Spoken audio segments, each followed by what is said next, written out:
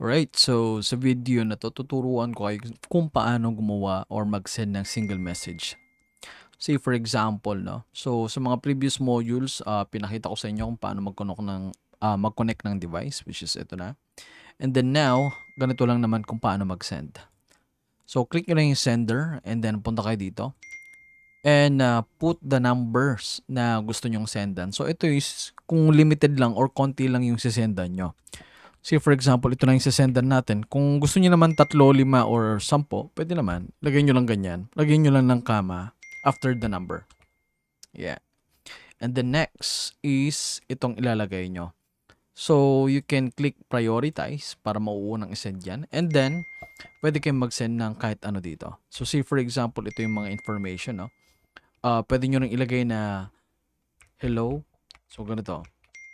Hello. Are you still interested with our products? Sample ganyan.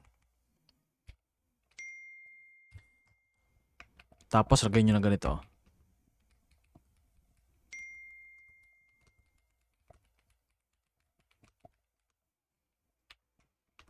Ayan. With 50% discount.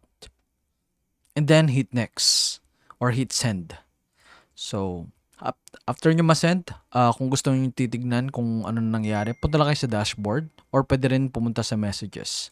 So, pag-click nyo dyan, so far, naka-pending na siya, no? Ayan. And then also, pagpunta nyo sa dashboard, andito na rin siya, naka-queued na siya. So, more likely, magre-refresh to ng kusa. So, as you can see, yung queued niya 0 na. And then, more likely, na-send na siya.